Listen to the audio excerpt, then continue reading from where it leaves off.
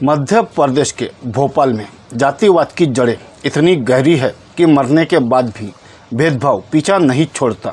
जबलपुर से करीब 37 किलोमीटर दूर पाटन तहसील के ग्राम पंचायत पोंडी के चपोट टोले में एक बुजुर्ग के निधन के बाद अहिरवार समाज के लोग जब अंतिम संस्कार करने के लिए पहुंचे तो गांव के कुछ मन बड़ों ने उन्हें रोक दिया और कहा, यह जमीन तुम्हारी नहीं है, यहाँ दाह संस्कार नहीं होगा।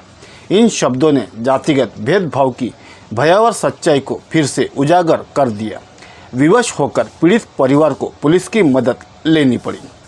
चपोत गांव में मुक्ति धाम न होने के कारण वर्षों से ग्रामीण गांव के बाहर स्थित शासकीय भूमि पर अंतिम संस्कार करते आ रहे थे। यह परंपरा पीढ़ियों से चली आ रही थी, लेकिन बीते कुछ वर्षों में गांव के ही पटेल परिवार ने इस शासकीय भूमि पर कब्जा कर खेती करना शुरू कर दिया। शुरुआत में किसी ने इसका विरोध नहीं किया, लेकिन जब भी किसी का निधन होता और अंतिम संस्कार के लिए शव उस स्थान पर लाया जाता तो पटेल परिवार के लोग आपत्ति जताने लगे। 25 मार्च को जब गांव के 70 वर्षीय बुजुर्ग शिव प्रसाद अहिरवार का निधन हुआ तो उनके परिजन उसी स्थान पर अंतिम संस्कार करने पहुंचे, लेकिन पटेल परिवार के लोगों ने यह कहते हुए दाह संस्कार करने से मना कर दिया कि वहां उनकी फसल खड़ी है जिसे आग लगने का खतरा है। अहिरवार समाज के लोगों ने इस घटना की जानकारी पाटन तहसीलदार और थाना प्रभारी को दी।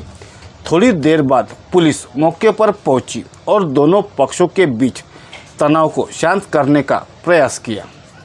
अंततः प्रशासन ने हस्तक्षेप करते हुए बुजुर्ग का अंतिम संस्कार उस स्थान से दूर करवा दिया।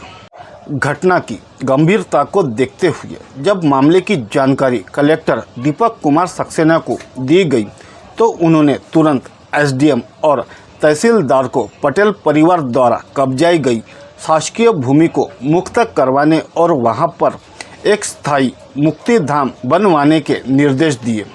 गांव के बुजुर्ग दौलत अहिरवार ने बताया कि वह पिछले 30 वर्षों से देख रहा है कि गांव के बाहर इस भूमि पर अंतिम संस्कार होता आ रहा है, लेकिन बीते कुछ वर्षों में शिव कुमार पटेल, पप्पू पटेल और सुदेश पटेल के परिवारों ने धीरे धीरे करीबन 1.25 एकड़ जमीन पर कब्जा कर लिया और खेती करने लगे। उन्होंने कहा, कुछ माह पहले गांव के 2 आदिवासी लड़कों की मौत हो गई थी। जब उसके परिजन शव लेकर आए तो पटेल परिवार ने विवाद खड़ा कर दिया।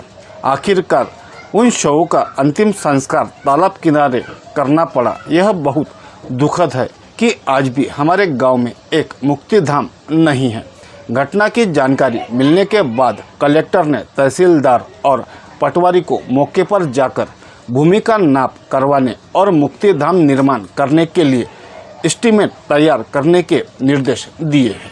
तहसीलदार दीपक हलवत ने बताया, ग्राम चपोद में जिस स्थान पर अंतिम संस्कार को लेकर विवाद हुआ था वह खसरा नंबर 100 पर स्थित शासकीय भूमि है। ग्रामीणों की मांग पर जल्द ही वहां पर एक स्थायी मुक्ति धाम का निर्माण किया जाएगा। घटना के विरोध में अनुसूचित जाति संगठनों के प्रतिनिधियों ने कलेक्टर से मुलाकात की और दोषियों के खिलाफ सख्त कार्रवाई करने की मांग की। संगठनों ने प्रशासन से आग्रह किया कि ऐसी घटनाओं की पुनरावृत्ति न हो, इसके लिए कठोर कदम उठाए जाए। कलेक्टर दीपक कुमार सक्सेना ने कहा, ग्राम चपोद में जहां लोग वर्षों से अंतिम संस्कार करते आ रहे थे वह भूमि शासकीय है, लेकिन कुछ वर्षों पहले उस पर कब्जा कर खेती शुरू कर दी गई थी। अब इस मामले को संज्ञान में लिया गया है। 25 मार्च को अंतिम संस्कार करवा दिया गया और अब तहसीलदार को भेजकर उस भूमि को कब्जा मुक्त करवा दिया गया है। जल्दी वहां पर मुक्ति धाम का निर्माण कराया जाएगा। इस पूरे प्रकरण को केवल एक भूमि विवाद कहकर टाला नहीं जा सकता। यह घटना उस सामाजिक अन्याय को भी उजागर करती है जिससे निचली जातियों को अक्सर जूझना पड़ता है।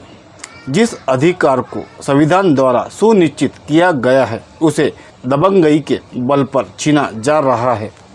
द मूक नायक से बातचीत में मध्य प्रदेश राज्य अनुसूचित जाति आयोग के पूर्व सदस्य एवं एससी कांग्रेस के अध्यक्ष प्रदीप अहिरवार ने इस घटना को दलितों के संवैधानिक अधिकारों का खुला उल्लंघन बताया। उन्होंने कहा, यह सिर्फ एक गांव की घटना नहीं है, बल्कि पूरे मध्य प्रदेश में जातिवाद की जड़ों को दर्शाती है। संविधान ने हर नागरिक को बराबरी का हक अधिकार दिया है, लेकिन आज भी दलितों को शमशान तक इस्तेमाल करने की अनुमति नहीं दी जाती। यह घटना दर्शाती है कि प्रशासनिक तंत्र और कानून का डर खत्म हो गया है, जिससे ऐसे जातिगत अपराध बढ़ रहे हैं। उन्होंने सरकार से मांग की कि दोषियों के खिलाफ सख्त कार्रवाई हो और पीड़ित परिवारों को न्याय मिले।